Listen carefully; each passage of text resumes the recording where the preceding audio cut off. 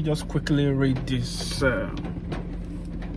inflation rates for past administrations so we can see how, as a country, instead of progressing, we are retrogressing.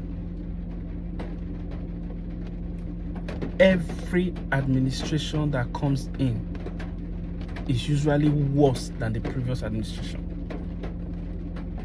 And then I ask, as a country, are we cursed? I mean, who has cursed us as a country?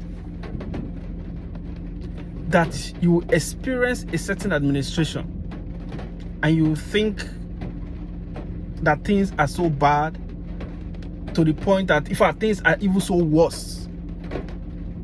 And then after that administration is over, a new administration comes in and becomes worse than the previous administration. So are we really cursed as a country? I don't get it. During former President Olusegun Obasanjo's administration, based on this research on Nairametric, average inflation rates was about 12.29%. That was the average inflation rate, which means the price of commodities in the market was still very okay. Now, after President Olusegun Obasanjo's regime was over, Yar'Adua came in. Yar'Adua, being a man that he was, in fact, till today, I still feel that if Yar'Adua was alive to complete his administration, maybe Nigeria as a country would have been better than it is right now. So from average inflation rate of 12.29% during President Olusegun Obasanjo's administration, Yar'Adua brought it down to 11%. Inflation rate doesn't just come down. There are factors that we look at that either increases inflation rate or brings it down. So what did Yar'Adua do to be able to bring it down? Life was way better during that short administration. And then Yar'Adua died.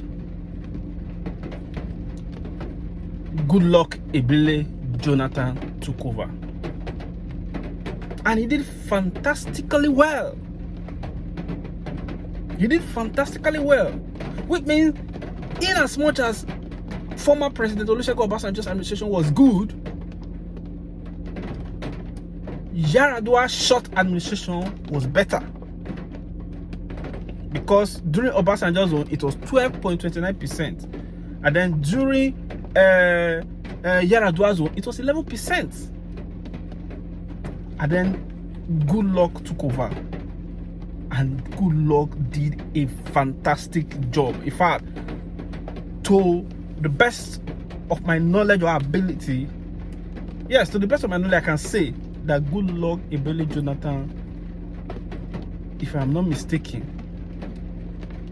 his regime, apart from the embezzlement of funds and stealing, a lot of stealing that was done under his administration by some government officials, he did a wonderful job.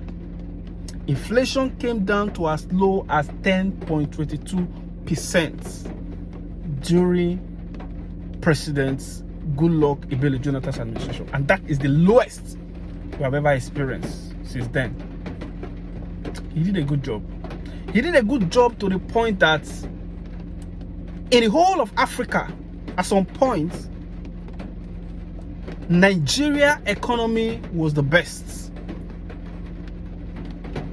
In terms of rating, Nigeria economy was the best. The man did well.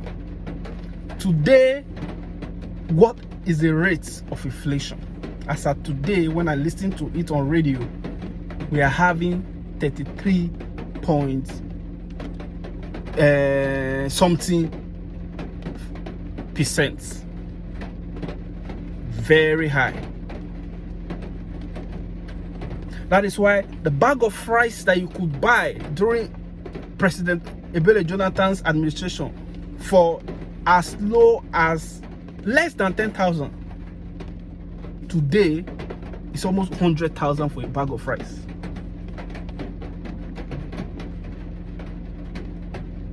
From President Olusegun Obasanjo's administration, which was good,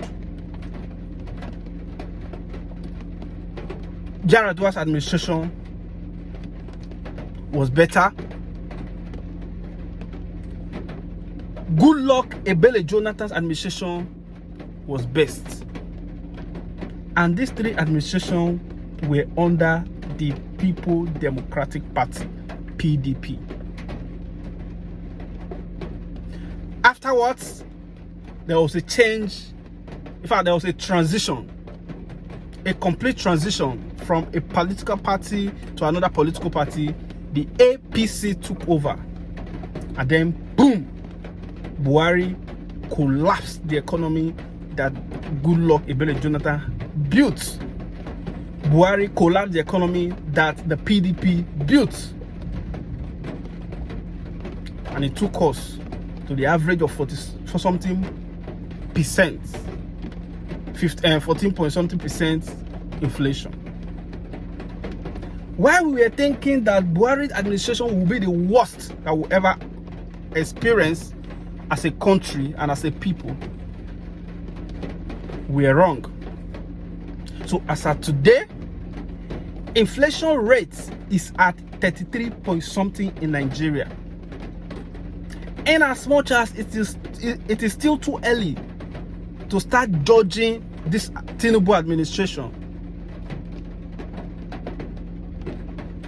but we can say that the way things are going is looking like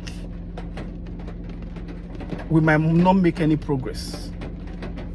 With the way things are going, it's looking like it might even be worse than Buhari's administration. At least during Buhari's administration, we were buying fuel for as low as maybe 150 per liter. It's only up to 200 naira per liter now.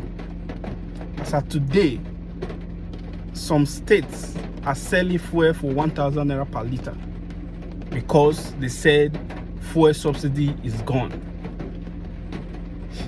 And my question now is, the fuel subsidy that has been removed and the resources that have been harnessed as a result of removal of fuel subsidy, could it not have been channeled back to the economy to make life better, increase standard of living, create job opportunity for Nigerians? A lot of companies in Nigeria today have shut down. Some overseas companies have relocated back to their country. Many Nigerians today have lost their job because of those companies that have shut down and in search of other jobs. Meanwhile, there are no job opportunity. Today, many Nigerians can no longer eat 3 square meals a day. As of today, even commodities that are manufactured here, that are produced here, like garri, palm oil, and the rest of it, their price has skyrocketed. Why? A farmer that needs to buy sardine, or a farmer that needs to buy milk, or a farmer that needs to buy Milo and some other things that are being imported, we need to sell his locally made products very expensive so that he or she will be able to afford those things that are necessary, which are commodities that are being imported into the country. So even both commodities that are produced here in Nigeria and commodities that are imported have become very expensive. And who bears the brunt of all this? Nigerians, you and I. As at then, I could fill my tank with as much as 10,000 naira, and it would take me because my office is not too far from my house. It will take me for like 2 weeks, but now every week I spend as much as 20,000 naira every week, and it doesn't even take me for so long. How much is the salary? And the government is offering 40-something thousand naira minimum wage. What can 40-something thousand naira minimum wage do to a family of 2? Let's not even say 3. A family of 2, husband, wife, and a child. What can 40-something thousand naira do? From 40-something thousand naira, you will transport, you will pay your child's school fees, not children now, your child's school fees. You will feed, you will pay your house rent. How can an average Nigerian manage 40-something thousand naira, and then you are expected to save from it for the future?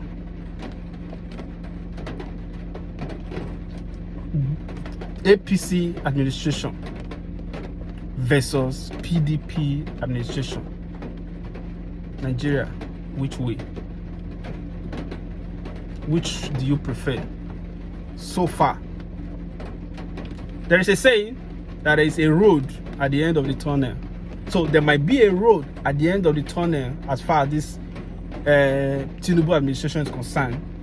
Tinubu might be able to turn things around on the long run. It could be maybe a year to the end of his administration, or 2 years to the end of his administration. But as it is now today, the 16th May 2024, Nigeria is at its worst level in terms of economy, and it is only God, His grace, and good economic strategy that the government need to put in place that can pull us out of this economic mess.